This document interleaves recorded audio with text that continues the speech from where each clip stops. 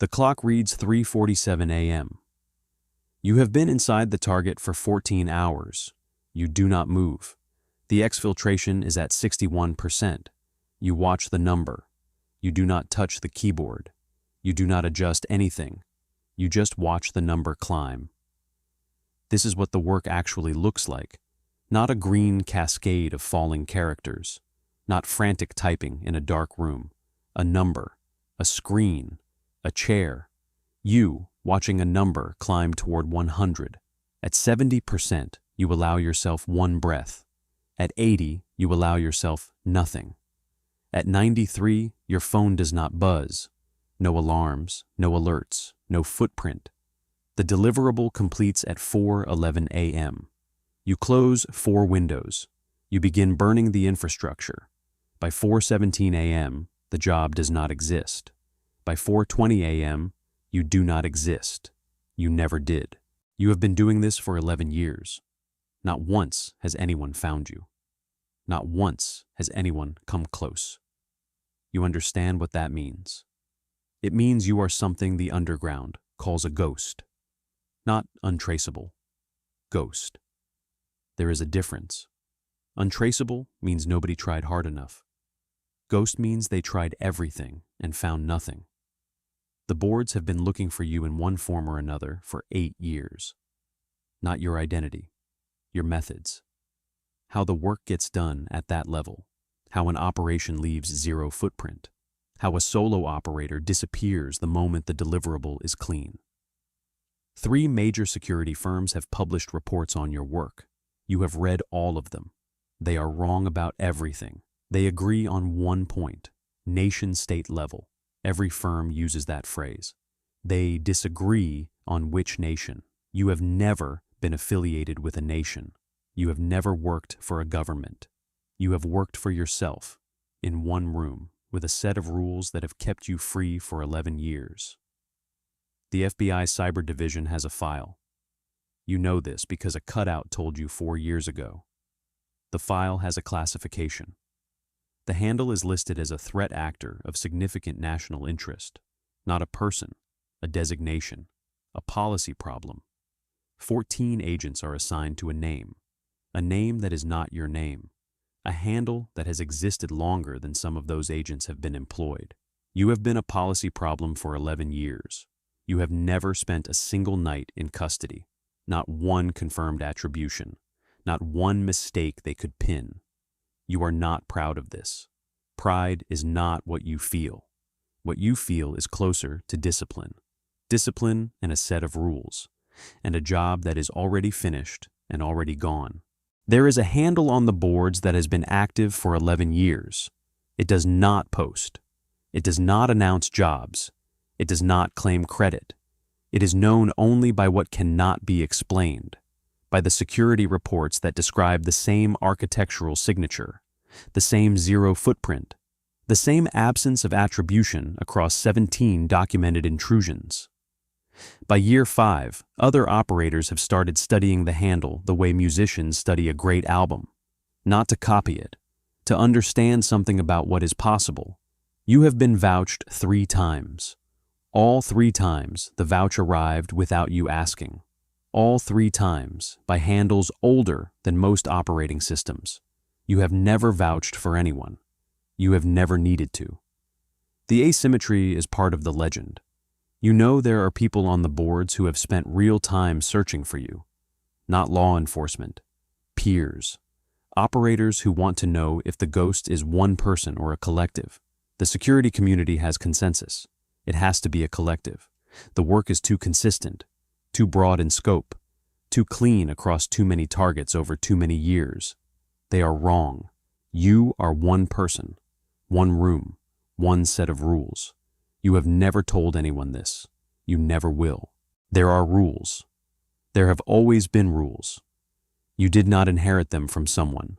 You built them, one job at a time, from watching what happened to operators who didn't have them. The first rule, never civilians. The second rule, nothing that gets people killed. The third rule, every job comes through a cutout. Always 2 cutouts if the fee is above a certain number.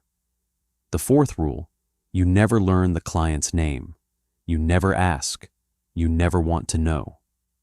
The fifth rule, you burn everything. Every server, every channel, every piece of infrastructure connected to a job, within 6 hours of delivery, without exception. The sixth rule, the code applies to every job, not most jobs, every job. The code is not a moral position.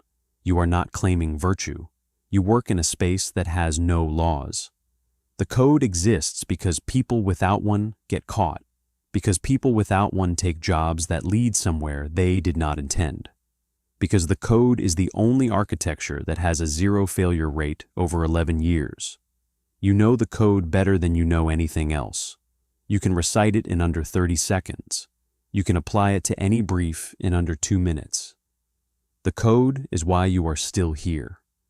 The code is why the ghost still has no name. You believe this. You will believe it until the moment you stop. It did not start with a plan. It did not start with talent. It started with boredom. You were 17 years old. You were not a prodigy. You were not exceptional. You were someone who found school too slow and everything else too loud. Your school used a shared network. One login, one password, everything behind it. You were not trying to do anything. You were just curious about what was on the other side. You got inside in 40 minutes. You looked around. There was nothing interesting. The files were administrative. The data was mundane. But the view from inside was different. You could see the whole system from in there.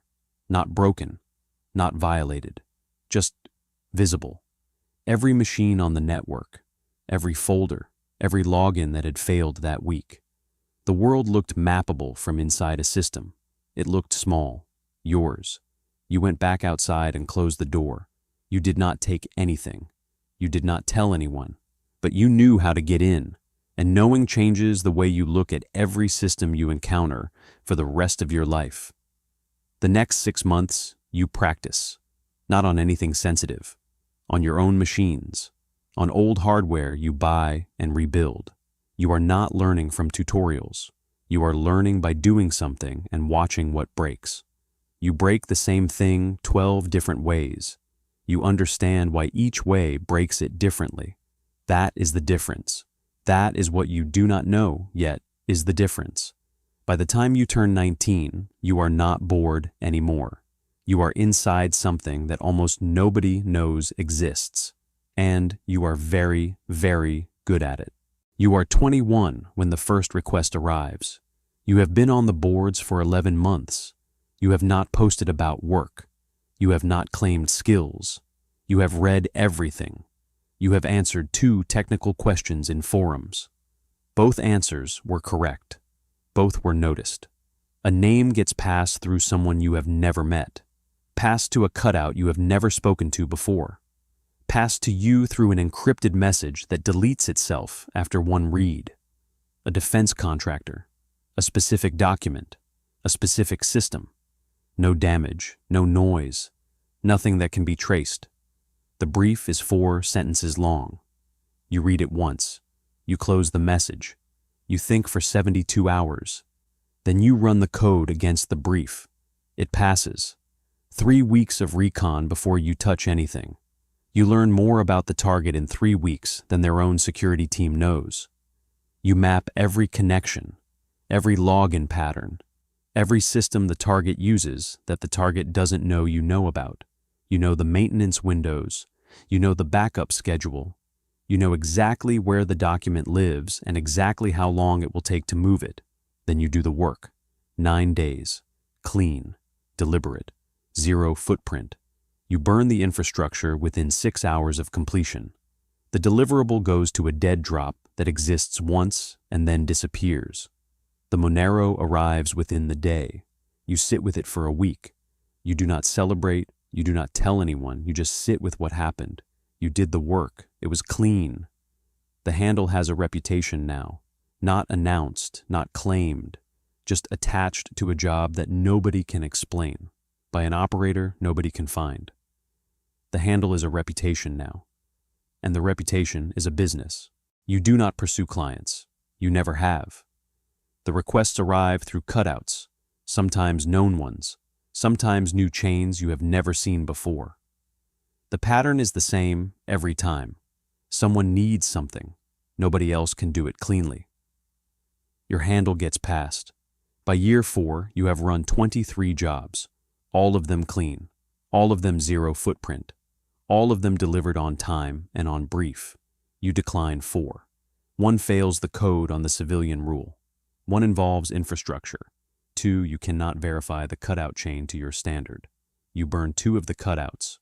The underground notices this too. An operator who declines is an operator who cannot be pressured. An operator who burns cutouts they don't trust is an operator who has survived long enough to know how. By year 5, the requests come from places you did not expect. Security firms, testing their own systems, corporations, government contractors, and criminals. You do not ask which category the client falls into. You ask about the deliverable. You run the code. That is the entire intake process. The Monero arrives in wallets that have never transacted before and will never transact again. The boards do not know what work you have done. The boards see only the absence. Your handle has not posted in 3 years. The absence itself is a signal. On the boards, silence from a high-trust handle is its own form of presence. It means you are working. It means the work is real. It means you are not looking for clients. The clients are looking for you. 3 security firms publish reports in year 4. All 3 flag the same intrusions. All 3 attribute your work as a probable APT operation. They list 7 possible nation-states. None of them are a one-person operation in one room. You read the reports once. You do not read them again. But you understand what they mean. They mean the legend has become its own kind of infrastructure. They mean a ghost can be known even when it cannot be found. In year 7, a client offers 3 times your standard fee. You run the code. The job fails on the civilian rule. You decline before you finish reading the brief. You burn the cutout. In year 8, a client offers 5 times. The target is power infrastructure. You close the brief after 2 sentences. You burn the cutout.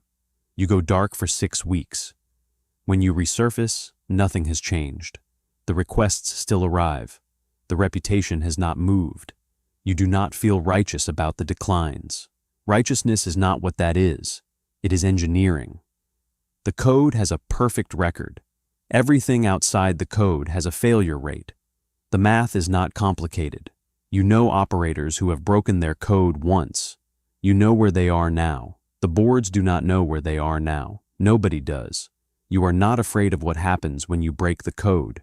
You have just seen enough to know what happens. By year 9, your handle has a trust level that security firms treat as its own category, not a group, not a known APT, something that doesn't fit the existing frameworks, something that requires new language. You know this because 3 different researchers have published papers. All 3 are wrong about what you are. All 3 are right that you are something they have not seen before. You are a solo operator at a level that should not exist. You have maintained a zero footprint record for 9 years. You have maintained the code for 9 years. You have never needed to renegotiate a rule. You have never been close to the line. You believe you will never be close to the line. This is the last thing you believe before year 9 ends. The request arrives through a cutout you have used 7 times. Trusted, verified, clean. You have run 3 jobs through this chain. All 3 clean. The brief is 4 sentences. You read it. A private intelligence firm. 11 offices across 9 countries. Internal communications. 12 months of them. You close the brief. You run the code. Not civilians. You check. Not infrastructure. You check. Not anything with a direct casualty chain. You check. The brief passes. Then you see the fee. You have never seen a number this size. You have never thought about a number this size in relation to a single job. You sit with the brief for 4 days. You do not accept. You do not decline. You read the brief again on day 2. You read it again on day 3. On day 4, you run the code for the 3rd time. The brief still passes. On day 5, you ask yourself one question. You ask yourself why a client is willing to pay this number for internal communications. You ask the question. You look at the answer for a moment. Then you do not pursue the answer. You tell yourself the deliverable is the deliverable. You tell yourself the code defines your responsibility. You tell yourself you are not the client's conscience. You believe all of this. It is easy to believe when the number is large enough. You send the confirmation. You say yes. Recon takes 4 weeks, the longest recon you have ever run. The target is more sophisticated than the brief described. You note this. You do not change your decision. The work takes 6 weeks. You build infrastructure you have never needed before. The scale of the operation is larger than anything in your 11 years. You construct a false flag so precise that 3 APT groups could be blamed. You test the attribution trail yourself. You could not tell it was planted. Nobody will be able to tell it was planted. The exfiltration takes 19 hours. You do not plan for 19 hours. You plan for 12. But at hour 12, you find something adjacent to the brief. You stay. 7 more hours. The deliverable is not 12 months of internal communications. It is 18. You tell yourself this is professional thoroughness. You deliver everything to the dead drop. The Monero arrives within 90 minutes, 7 figures. You burn all infrastructure within 5 hours of delivery. Every server, every channel, every connection to this job, gone by dawn. You are clean. You are the richest you have ever been. You feel nothing unusual. You go to sleep. On the 11th day, you make a mistake. The only kind of mistake a ghost can make. You look. You do not usually follow news about your jobs. You have a rule against it, not a code rule, a discipline rule. But on day 11, something in a headline catches your attention, a phrase, a firm name. You stop. The private intelligence firm is not what the brief described, not what any intelligence brief would describe it as.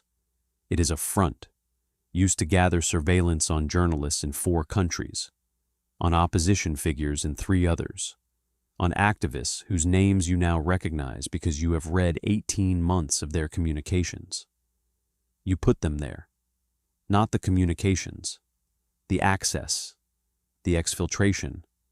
You handed 18 months of those people's internal lives to someone who wanted them for something you chose not to ask about. You sit very still. The code said not civilians. You check it now. You checked it 4 times before you took the job. The brief did not describe civilians. The brief described a private intelligence firm. The brief was written to pass the code. Someone wrote a brief specifically designed to pass your code, and you read it and let it. You chose not to ask the question on day 4. You looked at the question and set it down. You chose the fee instead. There are people in custody right now in countries where custody is a different word, because you delivered a clean exfiltration to a client you never verified, because the number was large enough that the question felt unnecessary. You did not do this. You tell yourself you did not do this. But the code was never just about the deliverable. The code was about what the deliverable enables. You knew that. You built the code knowing that. And then you set the knowledge down when the number was large enough. You built a system that cannot be traced back to you. You built it so well that no forensics team will ever find the path to this room. That is the achievement. That is also the problem. Because the only person who knows what actually happened is you. You go dark immediately. This is what you do when something is wrong. You burn everything. You build new infrastructure. You create new cutout chains. You sever every connection to the last job. You have done this before. You are very good at it. But this client is different. You realize this 9 days later. Most clients know a handle, a reputation, a methodology. This client knows something no one has ever known. A message arrives through a channel you have never used, a channel you created 2 days ago. The message should be impossible. It contains your name, not the handle. The name your mother uses. 3 words. You read them twice. You close the channel. You burn it. You sit in the room where you have done the work for 11 years. You do not understand how they found it. 11 years of perfect OPSEC. 0 confirmed attribution. Not one slip. Not one reused detail. And they have your name. You go through every job, every piece of infrastructure, every cutout chain. You cannot find the breach. This is the most terrifying thing that has ever happened to you, not the name. The fact that you cannot find how. The lawyer is not your lawyer. You reach them through 3 intermediaries. You never meet in person. The conversation is brief and clinical. There is a sealed indictment, filed 19 months ago. You need a moment. 19 months. You have run 4 jobs in 19 months. The legend grew in 19 months, while the indictment existed, while the cyber division built its case, while the NCI-JTF coordinated across every agency that has ever had an interest in your handle. Not FBI, not NSA, the Joint Task Force, all of them, on one handle, on one person, in one room. A sealed indictment is the government's version of going dark. They watched you work. They collected everything they needed. They waited for the right moment to surface. The right moment is close. You have 3 options. You know what they are. You do not spend time listing them. You have spent 11 years making decisions faster than other people. You make this one. You wait. Not because waiting is hope, because waiting is the only action left that is still yours. The handle is burned, not compromised, burned. 11 years of the legend, in a sealed indictment, in a file that the whole underground will read eventually. 3 security firms who called your work nation-state level will read it. The researchers who wrote papers about you will read it. The boards that tracked your absence for 4 years will read it. The ghost will have a name. A real one, the kind you cannot retire or change. You did not make a technical mistake. Your OPSEC did not fail. Your footprint was 0. The work was the cleanest work you have ever done. What failed was the question you did not ask on day 4. What failed was the moment you looked at the answer and put it down. What failed was the fee, not the number. The decision to let the number be enough. You built a ghost so complete that 3 governments could not explain it, and then you handed yourself a name, not to law enforcement, not through a technical error, to yourself, on day 5, before you said yes. You have been the most disciplined operator the underground has ever produced. You have also been the only person who could have ended this, and you did, in the quietest way possible, by choosing once not to ask.